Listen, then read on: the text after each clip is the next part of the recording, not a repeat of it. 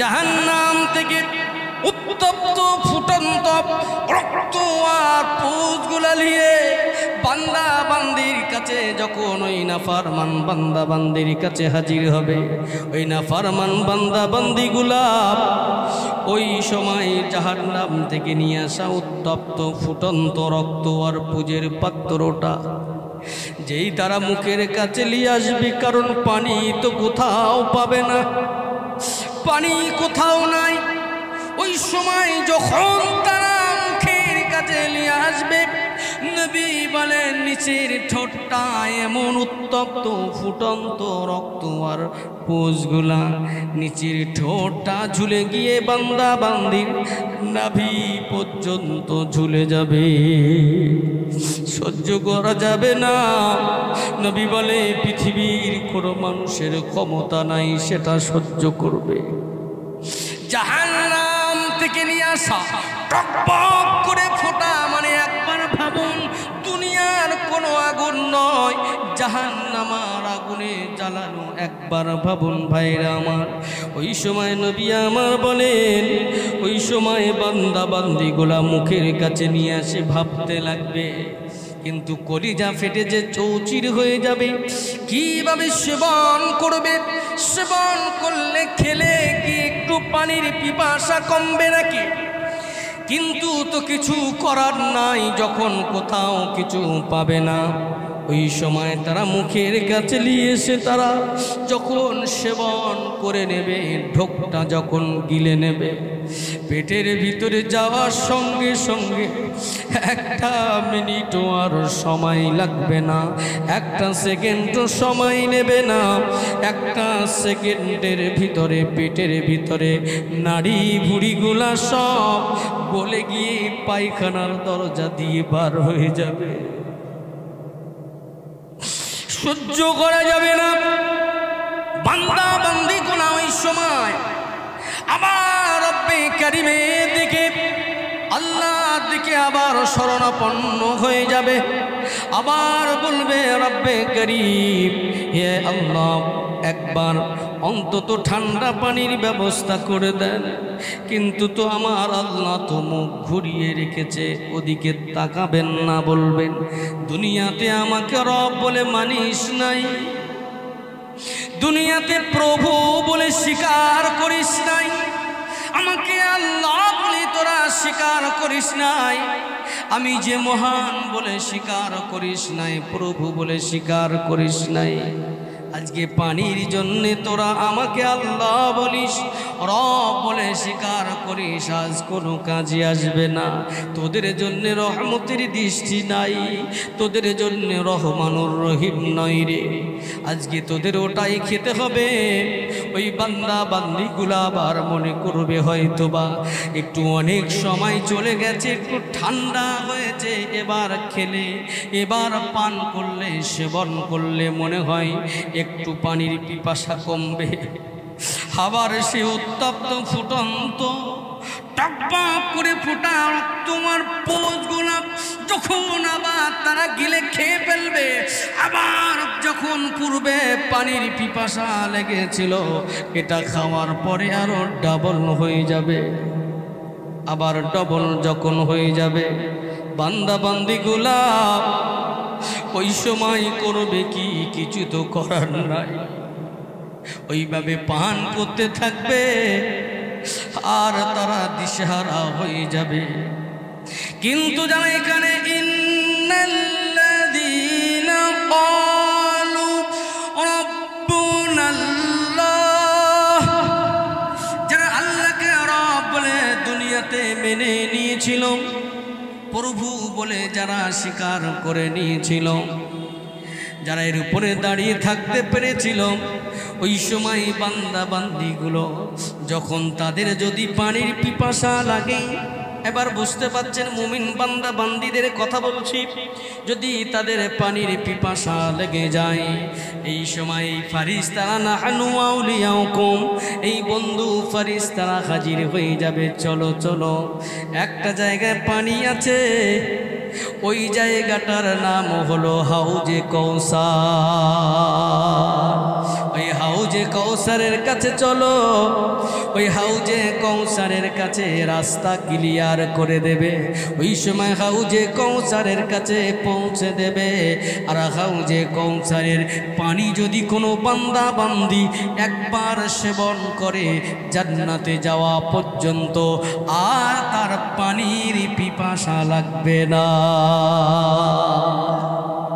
বাইরে আমার শুধু তাই নয়, এই কিয়ামতের ময়দানে মাশারে ওই সময়তে যখন বান্দা বান্দিরা একেবারে কিয়ামতের দিন আল্লাহ রাব্বুল আলামিন জান্নাতটা কাছাকাছি রাখবেন না, জান্নাতটা একটু দূরে রাখবেন, আর জাহান্নামটা আমার আল্লাহ কাছাকাছি রাখবেন। জান্নাত কোথায় থাকবে? একটু দূরে, আর জাহান্নামটা কাছে।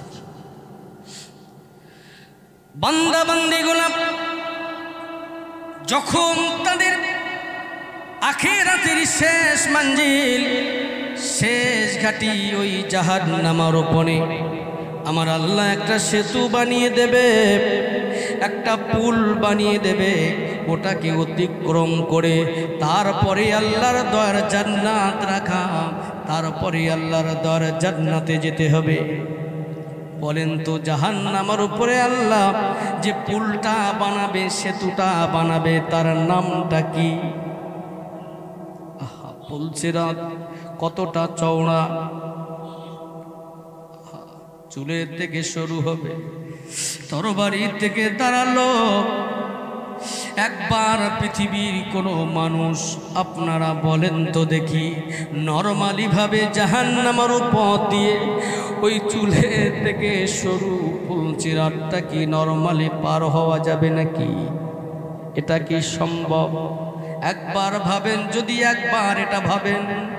আমি বলবো আজকের মাহফিলে আসা, জলসা শোনা, আমার কিছু কথা বলা আজকে সার্থক হবে যদি এটা ভাবেন দুনিয়ায় আর কিছু আপনার আমার দ্বারাই কোনো খারাপ কাজ হবে না। জাহান্নাম পার হওয়া লাগবে, জাহান্নামের উপরে পুলসিরাতটা পার হতে হবে। কিভাবে পার হবেন? কঠিন মুসিবতের জায়গা। আমি আপনাদের বলবো 2টা মিনিট এটা নিয়ে ভাবুন। এটা নিয়ে যদি 2টা মিনিট ভাবতে পারেন, দেখবেন দুনিয়াতে আপনি আর কোনো খারাপ কাজ করতে পারবেন না। আমাদের আসলে খেয়াল করি না, আমরা ভাবি না বলেই আজকে দুনিয়া দুনিয়া দুনিয়া দুনিয়া করে মেতে উঠেছি। দুনিয়ার একেবারে শেষ পর্যায়ে, আখেরি জামানা, শেষ সময়, আখেরি সময়। একটু ভাবুন, দুনিয়ায় কি নিয়ে যাব আমরা? আমাদের কি কাফনের কোনো কাপড়ের পকেট থাকবে নাকি? তাহলে আমরা দুনিয়া করে মেতেছি, আমরা দুনিয়া দুনিয়া করে আখিরাতটাকে শেষ করে দিচ্ছি না তো? আমরা যে জমি জমি করে মেতে উঠেছি, বিঘার পর বিঘা জমি কিনবার তালে ব্যস্ত, ভাইয়ে ভাইয়ে গন্ডগোল। আমি এমনও দেখেছি ভাইয়ে ভাইয়ে 2-3 ভাই, ছোট ভাইয়ের কাছে বাপ মা ছিল, বাপ মায়ের কাছ থেকে সন্তান ছোট ভাই খাওয়া দাওয়া করিয়েছে, লিখিয়ে নিয়েছে। বড় ভাইরা গিয়ে বলছে বাপ ইন্তেকালের পরে লাশ রেখে দাও, আগে জমি সমান ভাগ করো, তারপরে লাশটাকে মাটি দাও। আমি কথা ঠিক বলছি না ভুল বলছি? বিশ্বাস করুন। তাহলে যে দুনিয়া দুনিয়া করে জমি অর্থ সম্পদ আমরা এগুলো মেতে চলেছি, কই এগুলো তো আমরা নিয়ে যেতে পারছি না। কই কবরে তো ওই বিঘা বিঘা জমি আমাদের লাগবে না। বলেন তো আমরা যে কবরে শায়িত হব, ওই কবরটা কত বিঘা জমির উপরে দেওয়া হবে? 3.5 হাত মাটি। এই মাটিটা বলেন কজনের নিজের জায়গায় মাটি দেওয়া হয়? বেশিরভাগ গ্রামের যে কবরস্থান, মহল্লার যে কবরস্থান, সেখানে শায়িত করতে হয়। নিজের জায়গার উপরেও আমাদের মাটিটাও হয় না। তাহলে কেন এই মাটি মাটি করে, কেন জমি জমি করে, কেন অর্থ সম্পদ করে আমরা দুনিয়াটাকে শেষ, দুনিয়াটার আঁকড়ে ধরে আখেরাতটাকে শেষ করে দিচ্ছি? আপনি জানেন আজকে আমার আপনার নামটুকু আমরা নিয়ে যেতে পারবো না। যখন আমি আপনি মারা যাব, মসজিদের মাইকে মুয়াজ্জিন এলান করবে, অমুকের পুত্র ইন্তেকাল করেছে, অমুকের স্ত্রী ইন্তেকাল করেছে, অমুকের মা ইন্তেকাল করেছে। যদি নামি দামি ব্যক্তি হয় অথচ তার নামটা হয়তো নেওয়া হয়, সব জায়গায় সবার নামও নেওয়া হয় না। ধরে নেন এলান পর্যন্ত তার নাম বলা হলো। যখন বলেন, যখন গোসলটা দেওয়া হয় তখন কি বলা হয়? আব্দুর রহমানকে গোসল দাও। তখন কি বলবে? আব্দুল্লাহিল মারুফকে গোসল দাও। তখন বলবে লাশটাকে গোসল দাও। যখন কাফন পরানো হবে তখন বলা হবে না আব্দুল্লাহিল মারুফকে কাফন পরাও, আব্দুর রহমানকে কাফন পরাও। বলা হবে লাশটাকে তাড়াতাড়ি করে কাফন পরিয়ে দাও, লাশটাকে খাটিয়াই তোলো, লাশটাকে কবরস্থ করো। তখনও কিন্তু নামও নেওয়া হবে না। তাহলে নিজের এই নামটাও আমরা সঙ্গে নিয়ে যেতে পারছি না। শুধু সাদা কাফনের কাপড় টুকু ছাড়া আর নিয়ে যেতে পারবো সেটা হলো নেক আমল আর ঈমান, এছাড়া আর কিছু নিয়ে যেতে পারবো না। বাইরে আমার গভীর মনোযোগ। ওই কিয়ামতের মহা ময়দানে মাশারে ওই যে দুইটা শ্রেণী বলছিলাম, কিয়ামতের দিন, মুসিবতের দিন, ওই যে জাহান্নামার ওখানে দুইটা লাইন কাতার শ্রেণী হয়ে যাবে। ওই নাফরমান বান্দা বান্দিগুলা যখন তাদেরকে দাঁড় করানো হবে বলবে পার হও। ওই নাফরমান বান্দা বান্দিগুলা জাহান্নামের উপরে ওই পঞ্চিরাটার উপরে যেই পাটা দেওয়া হবে, যেই তারা পাটা দেবে, একটা সেকেন্ডও সময় লাগবে না, দ্বিখণ্ডিত হয়ে গিয়ে ওই জাহান্নামার অতল তলদেশে পৌঁছে যাবে। জাহান্নামায় নিক্ষেপ হওয়ার সঙ্গে সঙ্গে ওখানেও 1 মিনিটও সময় লাগবে না। গায়ের চামড়াগুলা, গোস্তগুলা, যখন হাড় হাড্ডিগুলাও পর্যন্ত আমাদের একটা সেকেন্ডও সময় লাগবে না। যারা জাহান্নামী হবে মুহূর্তের ভিতরে পড়ে ছাই হয়ে যাবে। 1 মিনিটও লাগবে না, একটা সেকেন্ডে পুড়ে ছাই। আপনি জানেন যারা জাহান্নামী হবে তাদের দেহর দৈর্ঘ্য কত চওড়া হবে, কত প্রশস্ত হবে, কত তারা মোটা হবে জানেন নাকি? শুনলে অবাক হয়ে যাবেন। নবী আমার জানান, এ আমার সাহাবাই কেরামেরা, এ আমার সাহাবীরা, তোমরা কি জানো যারা জাহান্নামী হবে তাদের দেহর দৈর্ঘ্য কত চওড়া হবে, প্রশস্ত হবে? লা ইয়া রাসূলুল্লাহ, আমরা জানি না। নবী বলবে, এ আমার সাহাবাই কেরামেরা, সাহাবীরা, যারা জাহান্নামী হবে তাদের দেহর দৈর্ঘ্য ডান সাইডের কাঁধ থেকে নিয়ে আর বাম সাইডের কাঁধ পর্যন্ত এই যে জায়গাটা, এটা হলো সিনা, এটা হলো চেস্ট, এটা হলো বুক। একটা মানুষের দেহর দৈর্ঘ্য মাপতে গেলে বুক মাপতে হয়, মানে ডান কাঁধের থেকে বাম কাঁধ পর্যন্ত মাপলে বোঝা যায় মানুষটা কত মোটা, কত চওড়া। তাই নবী বলেন, এ আমার সাহাবায়ে কেরামেরা, এ আমার সাহাবীরা, যারা জাহান্নামী হবে আল্লাহ রাব্বুল আলামিন এই জাহান্নামী বান্দা বান্দীদেরকে এমন চওড়া করবে, মক্কা থেকে মদিনা পর্যন্ত যত রাস্তা, এই যে এতটা লম্বা, এতটা চওড়া করা হবে। তার মানে মক্কা থেকে মদিনা হলো 1-2 কিলোমিটার নাকি, 100-200 কিলোমিটার নাকি? যদি মাইলে ধরা হয়, মাইলে 360-70 মাইল, কিছু কম বেশি হবে। তাহলে একবার বুঝুন 360-70 মাইল মানে কত লম্বা। একজন জাহান্নামী হবে, গায়ের দৈর্ঘ্য, তার দেহর দৈর্ঘ্য চওড়া, প্রশস্ত, এত মোটা হবে। মক্কা থেকে মদিনা পর্যন্ত যত চওড়া হবে। আমার বলার বিষয় হলো বাবু, এত মোটা চওড়া দেহ আর চামড়া, একবার আপনাদের শটে বলি অনেক মোটা। শুধু দাঁতটা শুনলে বুঝতে পারবেন দাঁতটা কত বড় বড়। একজন জাহান্নামী যারা হবে তাদের এক একটা দাঁত হবে ওহদ পাহাড় পরিমাণ বড় বড় দাঁত। একবার বোঝেন, যদি আমাদের 32টা দাঁত হয় আর মুখের ভিতরটা যদি ওই রকম ওহদ পাহাড় 32টা মুখের ভিতরে দাঁত হিসাবে হয়, তাহলে কত বড় মুখ আর কত বড় দেহ, কত মোটা কত তাজা।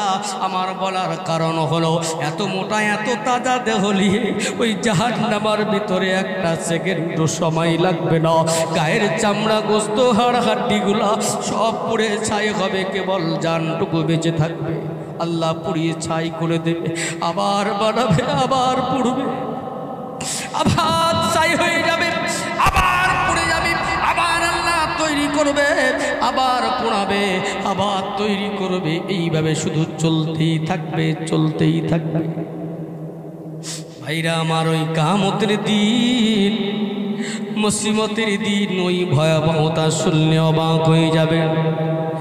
ওই কিয়ামতের মহাময়দানে, ময়দানে মাশারে, জাহান্নামের উপরে পুলসিরাতের কাছে যখন মুমিন বান্দা বান্দি দাঁড়িয়ে যাবে, তারা কিভাবে পার হবে? তারা যদি ভয় পেয়ে যায়, আল্লাহ বলবে, যারা ওই জায়গায় আল্লাহকে রব বলে মেনে নিয়েছিল, যারা কিনা ইন্নাল লাযীনা ক্বালু রাব্বুনাল্লাহ, যারা আল্লাহকে রব বলে মেনে নিল, তুম্মাস্তাকামু, যারা এর উপরে অটল থাকলো, অচল থাকলো, ওই সমস্ত বান্দা বান্দিদের আল্লাহ রাব্বুল আলামিন তাদের জন্য কি বললেন? তাতানাজ্জালু আলাইহিমুল মালাইকা, ওই মালাইকা ফেরেশতা ওখানেও নাজিল হয়ে যাবে। আল্লাহ তাখাফু না, তোমাদের কোনো ভয় নাই, ওয়ালা তাহজানু না, তোমাদের দুশ্চিন্তা করার কারণ নাই, নাহানু আউলিয়াউকুম, এই তো আমরা তোমাদের বন্ধু। হাতটা ধরে বিদ্যুৎ গতির ন্যায় পার করবে, আর ওপারে যে জান্নাত, জান্নাতটা দেখাতে দেখাতে বলবে, তোমরা সুসংবাদ গ্রহণ করো, ওয়া আবশিরু বিল জান্নাহ, তোমরা সুসংবাদ গ্রহণ করো। ওই দয়ার জান্নাতি যখন আপনি হয়ে যাবেন, এই জান্নাতে যত সময় না পাঠাবে তত সময় পর্যন্ত এই বন্ধু ফেরেশতারা আমাদের পিছন ছুটবে না, পিছন ছেড়ে দেবে না। সিকিউরিটি হয়ে, বন্ধু হয়ে, সামনে গার্ড করে, ক্লিয়ার করে, রাস্তা সব সময় ক্লিয়ার করে এই বন্ধু ফেরেশতারা সঙ্গী হয়ে আমার আল্লাহর দয়ার জান্নাতে পৌঁছে দেবে। এই জান্নাতের ভিতরে যখন চলে যাবে, এবার কি হবে? এই 31 নম্বর আয়াতে কারিমার এবার মাঝখান থেকে এবার শুনুন, কত সুন্দর কথা আল্লাহ এখানে জানিয়ে দিয়েছেন। আল্লাহ রাব্বুল আমিন বলছেন, ওয়ালাকুম ফিহা মা তাশতাহি আনফুসুকুম ওয়ালাকুম ফিহা মা তাদউন। আল্লাহু আকবার। আপনাদের কি কষ্ট হচ্ছে নাকি বলবো? তাহলে একটু জোরে বলা যাবে না? আল্লাহু আকবার। আমি আগেই বলেছি, আমার আল্লাহকে ডাকলে আমার আল্লাহ বড় খুশি হয়ে যায়। আল্লাহ ছাড়া কোনো মাবুদ নাই, কোনো ইলাহা নাই, কোনো স্রষ্টা নাই। ধরে বলেন না আল্লাহু আকবার। আপনি একবার যদি সিজদায় পড়ে যান, আল্লাহকে রব বলে স্বীকার করে নিয়ে একবার যদি সিজদায় পড়ে গিয়ে আপনি মাবুদকে যদি ডাকতে থাকেন, রব্বে করিমকে যদি ডাকতে থাকেন, আল্লাহকে ডাকতে থাকেন, আমাদের মনের দুঃখ কষ্ট গ্লানি সব দূর করে দিতে পারে কে? আমার আল্লাহ পারে। পৃথিবীর কোনো ব্যক্তি, কারণ কোনো ক্ষমতা নাই। যদি বলুন না সুবহানাল্লাহ। সে আল্লাহর ঘোষণা কত সুন্দর আল্লাহ এখানে জানাচ্ছেন। জান্নাতে যাওয়া হলো, জান্নাতে যাওয়ার পরে এবারে আল্লাহ তাআলা কি বলছে? ওয়ালাকুম ফিহা মা তাশতাহি আনফুসুকুম ওয়ালাকুম ফিহা মা তাদউন। আল্লাহ রাব্বুল আমিন বলেন, এই জান্নাতের ভিতরে তোমাদের যেটা মন চাইবে আমি আল্লাহ সেটাকে পূরণ করে দেব। বাড়ি গিয়ে সুবহানাল্লাহ বলবেন, সেটা বলুন না সুবহানাল্লাহ।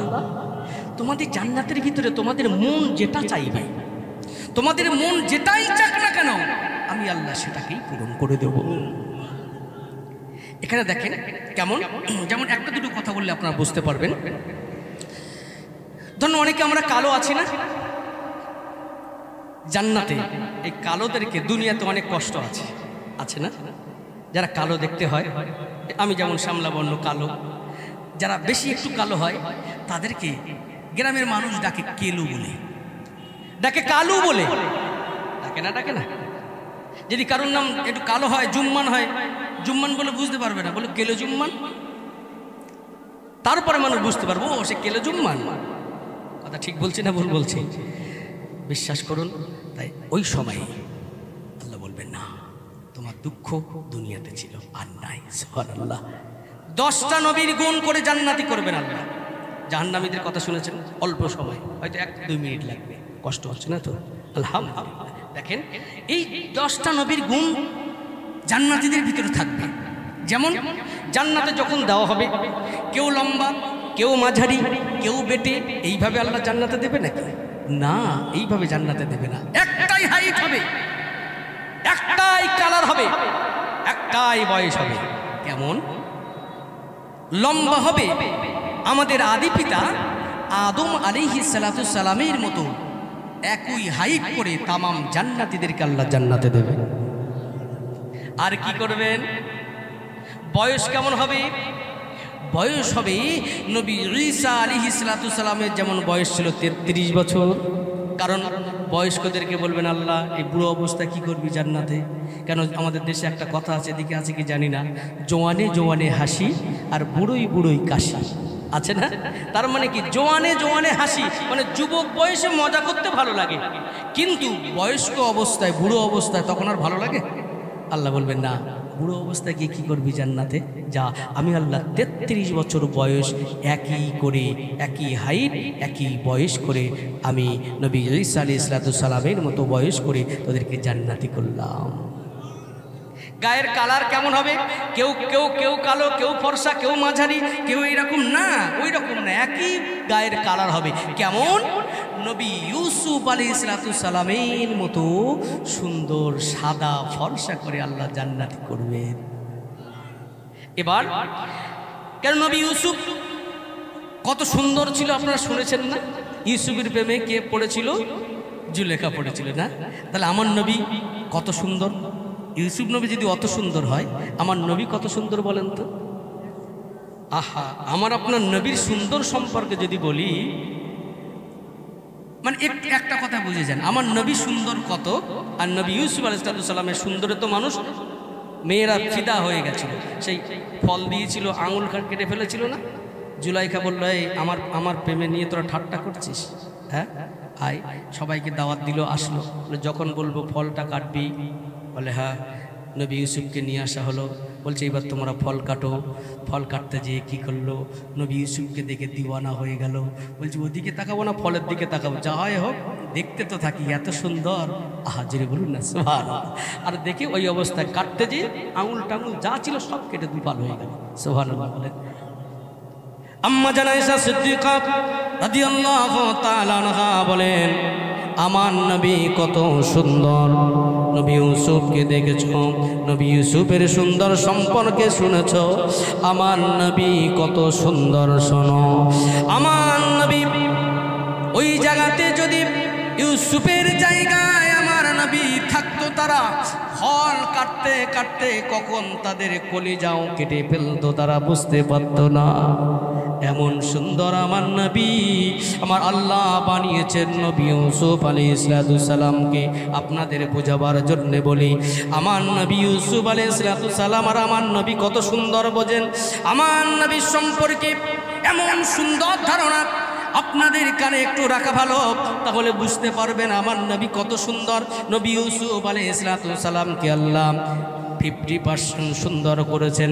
100%-এর ভিতরে 50%, তাহলে হাফ সুন্দর নবী ইউসুফ আলাইহিস সালাম একা। আর 100-র ভিতরে যদি হাফ চলে যায়, 50% আর কত থাকে? আর 50 থাকে। আর এই 50% আল্লাহ যদি তামাম পৃথিবীর শেষ করে দেয়, তামাম পৃথিবীর সমস্ত বান্দা বান্দিদের ভাগ করে দেয়, তাহলে আর কত সুন্দর আছে? আর আছে নাকি 100-র ভিতরে? তাহলে হাফ সুন্দর নবী ইউসুফ একা, আর হাফ সুন্দর তামাম পৃথিবীর মানুষকে আল্লাহ বন্টন করে দিয়েছেন। তাহলে নবী ইউসুফ কত সুন্দর, তাহলে আমার নবী কেমন সুন্দর? প্রশ্ন আছে না? তাহলে 100 তো শেষ। আহা, আমার নবী সম্পর্কে আমার আল্লাহর ঘোষণা হলো, আমার নবীর সম্পর্কে কারোর সঙ্গে জড়ানো নয়, আমার নবী একাই 100 100। তাহলে নবী ইউসুফ আলাইহিস সালামের মতো সুন্দর করে তামাম জান্নাতীদেরকে আল্লাহ জান্নাতে পাঠাবে, জোরে বলুন। আর গায়ের শক্তি কেমন হবে? গায়ের শক্তি হবে নবী মূসা আলাইহিস সালামের মতো গায়ের শক্তি হবে জান্নাতীদের, একবার জোরে বলুন। আর কি হবে? কণ্ঠের স্বর হবে নবী দাউদ আলাইহিস সালামের মতো। কেমন নবী দাউদ আলাইহিস সালামের কণ্ঠ ছিল? তিনি যখন তার উপর একটা কিতাব নাজিল হয়েছিল, কিতাবটির নাম হলো জাবুর, তিনি যখন তেলাওয়াত করত, বড় বড় পশু পক্ষীরা, বড় বড় মাছেরাও পর্যন্ত তারা এসে নবী দাউদ আলাইহিস সালামের তেলাওয়াতটা শুনতেন, জোরে বলুন। এত সুন্দর কণ্ঠ আল্লাহ তামাম জান্নাতীদের ওই নবী দাউদ আলাইহিস সালামের মতো কণ্ঠস্বর করে জান্নাতে পাঠাবেন। আর তাহলে আমার নবীর মতো কেমন হবে? তামাম জান্নাতীদের আখলাক চরিত্র হবে আমার আপনার নবীর মতো, জোরে বলবেন না সুবহানাল্লাহ। তাই জান্নাতের ভিতরে আল্লাহ রাব্বুল আমিন বলেন, ওয়ালাকুম ফিহা মা তাশতাহি আনফুসুকুম ওয়ালাকুম ফিহা মা তাদউন। এই জান্নাতের ভিতরে তোমাদের মন যেটা চাইবে আমি আল্লাহ সেটাকে পূরণ করে দেব। শুধু তাই নয়, আমি আল্লাহ আরো ঘোষণা দিলাম, সেটা হলো জান্নাতের ভিতরে তোমরা যেটা দাবি করবে আমি আল্লাহ সেটাকেও পূরণ করে দেব। যেটা তোমরা মন জোর তোমাদের যেটা চাইবে সেটা পূরণ করে দেব, আর যেটা তোমরা দাবি করবে সেটাকেও আমি আল্লাহ পূরণ করে দেব। একটু আস্তে করে বলা যাবে সুবহানাল্লাহ? দুটো জিনিস বলেছে না, একটা দাবি আর একটা কি মন চাওয়া। একজনের দুটো ছেলে, একজন বলল আব্বা একটা মোবাইল হলে ভালো হতো, আর একটা ছেলে বলছে আব্বা না আমার মোবাইল দিতে হবে। দুটো কি সমান? একটা হলে ভালো হতো মন চাওয়া, একটা আব্বা মোবাইল দিতে হবে এটা কি দাবি। আল্লাহ বলছেন তোমরা যেটা দাবি করবে সেটাও দেব, তোমরা যেটা তোমাদের মন চাইবে সেটাও দেব, জোরে বলুন। কেন দেব? কেন দেব? সূরা হামিম সাজদা 32 নম্বর আয়াতে কারিমা, এবার ছোট্ট আয়াতে কারিমা তার আল্লাহ বুঝিয়ে দিচ্ছেন কেন করবে, কেন দেবে। আল্লাহ রাব্বুল আলামিন বলছেন কি, নুজুলাম মিন গফুরির রহিম। আমি আল্লাহ রাব্বুল আলামিন, আমি পরম ক্ষমাশীল অসীম দয়ালু আল্লাহর পক্ষ থেকে এটা হলো আপ্যায়ন স্বরূপ। সুবহানাল্লাহ বলেন। আপ্যায়ন বলতে আমাদের বাড়িতে যখন কোনো দুলো ভাই আসে, আমাদের বাড়িতে যখন বিয়ায় আসে, যেই আত্মীয় স্বজন বন্ধু বান্ধব আসুক না কেন, আমাদের সাধ্য মতো আমরা চেষ্টা করি না, আমরা বড় মাছের মাথা বলি, বড় দেশি মুরগির ঝোল বলি, যত রকম আমাদের সাধ্য মতো আমরা সব চেষ্টা করি, বিরিয়ানি পোলাও থেকে শুরু করে চিকেন চাপ থেকে শুরু করে ফিশ ফিঙ্গার কত রকম আয়োজন না করি, কারণ এগুলো হলো আপ্যায়ন স্বরূপ আমার বাড়িতে এসেছে, কারণ আমাকে ভালোবেসে এসেছে। ঠিক সেই রকম আমার আল্লাহ দরবারে বান্দা বান্দিরা আল্লাহকে খুশি রাজি করার জন্য আল্লাহ বলছেন আমাকে মহাব্বত করে, আমাকে ভালোবেসে, আমাকে বিশ্বাস করে ইবাদত বান্দেগি করেছে, আমি আল্লাহ আমার বাড়িতে জান্নাতে আমার কাছে এসেছে, আমি কি আপ্যায়ন করব না? আমি কি তাদেরকে ভালোবাসবো না? আমি আল্লাহ আমার পক্ষ থেকে এগুলো সবই হবে আপ্যায়ন স্বরূপ, জোরে বলুন। এবার এত সময় ধরে মূল থিমস, এই তাফসির এত সময় যে আপনারা বুঝলেন, আমি মূল থিমসটা এবার বোঝাবো, কারণ সময় একদম সীমিত, বেশি রাতও হবে না, তাই আপনাদেরকে বোঝাতে চাই। এত সময় ধরে কি বোঝালাম, কেমন আল্লাহকে রব বলে মেনে নিতে হবে, কারণ এত সময় বুঝালাম আল্লাহকে রব বলে যারা মেনে নেবে এর উপরে অটল থাকবে, অচল থাকবে, কোনো অবস্থাতে নড়বে না, তাদের জন্য এই সমস্ত অফার যা কিছু বললাম সব তাদেরই জন্য। এবার অটল কারে বলে একটুখানি শুনলে অবাক হয়ে যাবেন। এই সম্পর্কে আল্লামা ইবনে জাওজি রাহিমাহুল্লাহ তিনি পরিষ্কার করে লিখছেন, একজন সিরিয়ার মা, তার 3খানা হাফেজে কোরআন, 3টি সন্তান, খুব ভালো করে বুঝবেন। অটল কারে বলে, তুম্মাস্তাকিম কারে বলে, তুম্মাস্তাকামু কারে বলে। ভাইরা আমার, 3 হাফেজে কোরআন, তাদের বাবা বেঁচে নাই, মায়ের কাছে গেল, মা যুদ্ধের দামামা বেজে গেছে, রোমানদের সঙ্গে খ্রিস্টানদের সঙ্গে যুদ্ধের দামামা বেজে গেছে মাগো, আমরা যুদ্ধের ময়দানে যাব। 3 হাফেজে কোরআন মাকে দাবি করলো, মা আমাদের তো বাবা বেঁচে নাই, আমরা 3 ভাইয়ের ভিতরে কোন 2 ভাই যুদ্ধের ময়দানে যাব, আর 1 ভাই থাকবে, কোন ভাইটা আপনাকে দেখবে আপনি বলুন। এবারে আসুন কি বলছেন। শুধু তাই নয়, তাদের জন্য সুসংবাদ, চূড়ান্ত ঘোষণা আল্লাহ রাব্বুল আলামিন দিলেন। শুধু তোমাদের ভয় নাই, দুশ্চিন্তা করার কারণ নাই, আর শুনে রেখে দাও, ওয়াবশিরু বিল জান্নাহ, তোমাদের জন্য সুসংবাদ গ্রহণ করো আল্লাহর দয়ার জান্নাতের। জান্নাতের সুসংবাদ তোমরা গ্রহণ করো। তাহলে নবীজির কাছে যে ওয়াজটা শুনতে চেয়েছিলেন, ওয়াজটা মিল হলো না, হয় নাই? যে রাসূলুল্লাহ, আমি যদি আল্লাহকে রব বলে মেনে নিয়ে এর উপরে যে দাঁড়িয়ে থাকতে পারি, আমি কি জান্নাত পাবো? তাহলে এখানে আল্লাহর ঘোষণা, ওয়াবশিরু বিল জান্নাহ, তোমরা যদি রব বলে মেনে নাও, দাঁড়িয়ে থাকো, ফারিস্তা তো নাজিল হবে, তোমাদের কোনো ভয় নাই, চিন্তা নাই, আর তোমাদের জন্য সুসংবাদ আল্লাহর দয়ার জান্নাত। জোরে বলুন। এবার কোন জান্নাত? আল্লাতী কুনতুম তুআদুন।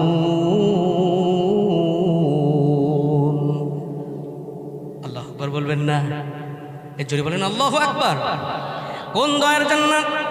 যার পূর্বে ওয়াদা করা হয়েছিল দয়ার জান্নাতের। এবার ভেরি ভেরি ইম্পর্টেন্ট, আসুন এবার 31 নম্বর আয়াতে কারিমা সূরা হামিম সাজদার আল্লাহ রাব্বুল আলামিন এবার বলছেন, কত সুন্দর কথা জানিয়ে দিলেন। কি বলছেন? নাহানু আউলিয়াউকুম ফিল হায়াতিদ দুনিয়া ওয়া ফিল আখিরাহ। নাহানু আউলিয়াউকুম, আমরা তোমাদের বন্ধু হয়ে গেলাম। সুবহানাল্লাহ বলবেন না? আসলে কেমন বন্ধুর কথা শুনে আসলে আমাদের তো ভালো লাগছে না। কারণ বন্ধু মানে আমরা জানি দুনিয়াতে জোচ্চুরি, জালিয়াতি, ফেরেববাজি, দাগাবাজি, ধোকাবাজি, বন্ধু নামে মুখোশধারী তারাই তো করে চগলখড়ি। বন্ধু মানে কি জানি? জোচ্চুরি, জালিয়াতি, ফেরেববাজি, দাগাবাজি, ধোকাবাজি, মিথ্যাবাদী, বন্ধু নামে মুখোশধারী তারাই তো করে কেলেঙ্কারি। স্বার্থ ফুরালে কেটে পড়ে, অর্থ শেষ, বন্ধু শেষ। কিন্তু এখানে আল্লাহ কেমন বন্ধু পাঠাবেন, কেমন বন্ধু তারা হবে, কত সময় হবে, কেমন তারা বন্ধু হবে, আল্লাহ কোটেশন করে দিয়েছেন। কি বলছেন? ফিল হায়াতিদ দুনিয়া ওয়া ফিল আখিরাহ, দুনিয়ার জিন্দেগিতেও বন্ধু ও আখিরাতের জিন্দেগিতেও বন্ধু।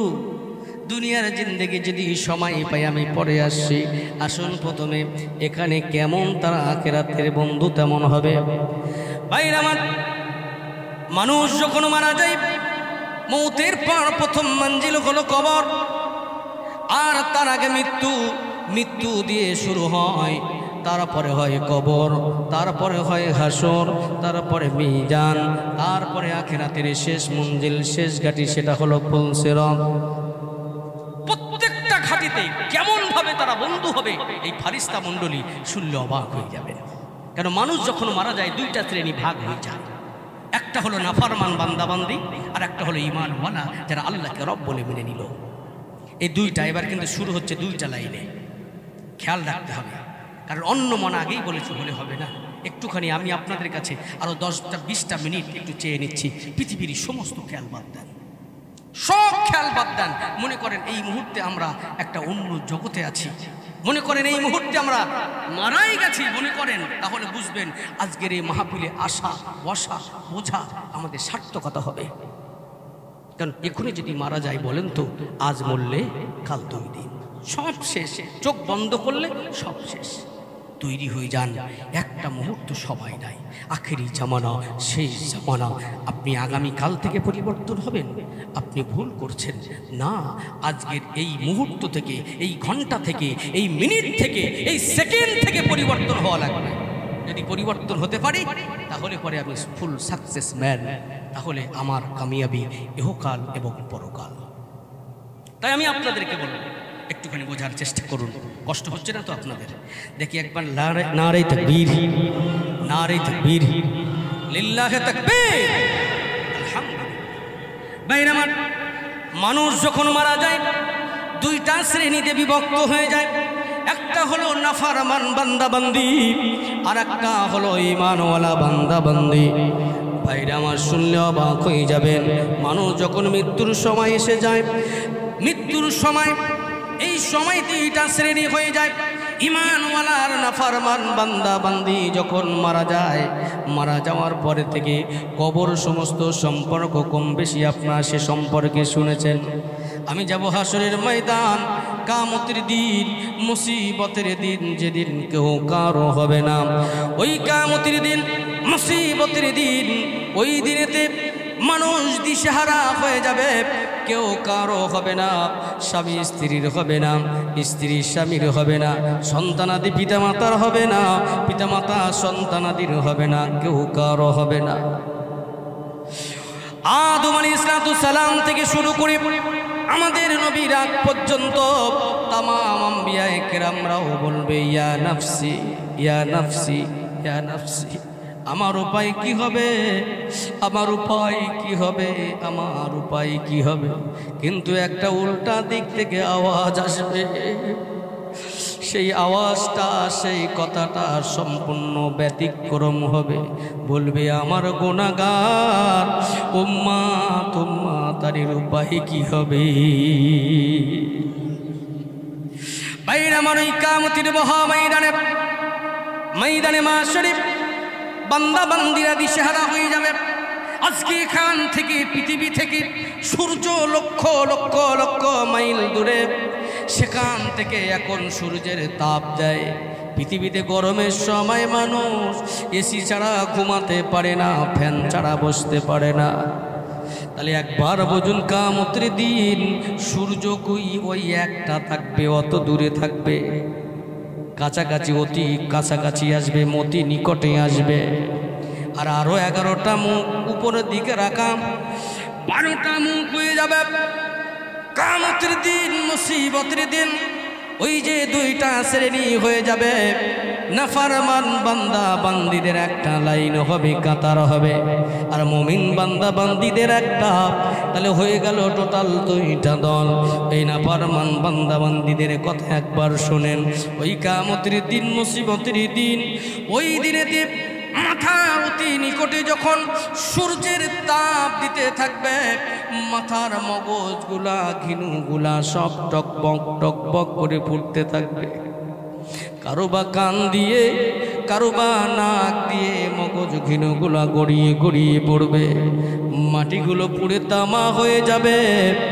ওই কিয়ামতের মহা ময়দানে, ময়দানে মাহশরে মানুষেরা দিশেহারা হয়ে যাবে, কোথায় যাব, কি করব। আল্লাহর আরশের নিচে ছায়া ছাড়া এমন কোনো ছায়া কোথাও থাকবে না। বান্দা বান্দিরা ওই কিয়ামতের দিন, মুসিবতের দিন, ওই সময় যখন পতঙ্গের মতো পড়তে থাকবে, ওই সময় নাফরমান বান্দা বান্দিগুলা তারা, তাদের কলিজা ফেটে যাবে, চৌচির হয়ে যাবে। কিন্তু মুমিন যদি হয়ে যান, আল্লাহকে রব বলে যদি মেনে নিতে পারেন, দুনিয়াতে যদি দাঁড়িয়ে থাকতে পারেন, কষ্ট হোক, মুসিবত হোক, যদি আপনি দাঁড়িয়ে থাকতে পারেন, ওই মুমিন বান্দা বান্দিদের জন্য আল্লাহ রব্বুল আলামিনের ওই ফারিস্তারা, নাহানু আউলিয়াউকুম, এই বন্ধু ফারিস্তারা ওই সময় তাতানাজ্জালু আলাইহিমুল মালাইকা, ওই জায়গাতে নাজিল হয়ে যাবে, বলবে আল্লাহ তাখাফু না ওয়ালা তাহজানু না, তোমাদের কোনো দুঃখ নাই, কষ্ট নাই, না না না, ভয় নাই, দুশ্চিন্তা করার কারণ নাই। চলো চলো চলো, আরশের নিচে ছায়া, ওই আরশের নিচে ছায়ার কাছে নিয়ে হাজির হয়ে যাবে। এমন তারা বন্ধু হবে, সিকিউরিটি বেনে যাবে, বন্ধু বেনে যাবে, কোটি কোটি কোটি কোটি মানুষ, মিলিয়ন বিলিয়ন বান্দা বান্দি, পৃথিবীর শুরু থেকে আজ পর্যন্ত যত মানুষ জন্ম নিয়েছে, কিয়ামত পর্যন্ত যত মানুষ জন্ম নেবে, সবাই ওই একটা দিনে উঠবে বাবু আমার। ওই কিয়ামতের দিন, মুসিবতের দিন, একটা দিন, প্রথম দিন হবে দুনিয়াতে যেমন 50,000 বছর, এই রকম একটা প্রথম দিন হবে 50,000 বছর।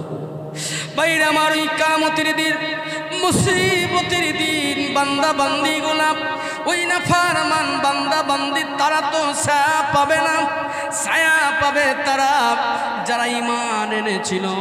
এবং 7টা শ্রেণী আমি যদি বলি অনেক সময় চলে যাবে, তাই আমি আপনাদেরকে বুঝাতে চাই বাবা, ওই নাফরমান বান্দা বান্দি যারা থাকবে কিয়ামতের দিন, যারা আল্লাহকে রব বলে মানে নাই, আল্লাহকে প্রভু বলে স্বীকার করে নাই, ওই সমস্ত বান্দা বান্দিরা যখন ওই কিয়ামতের মহা ময়দানে মাশারে কলিজা পেটে চৌচির হয়ে যাবে, পানি পানি পানি করে চিৎকার করতে থাকবে, পানি কোথাও পাবে না।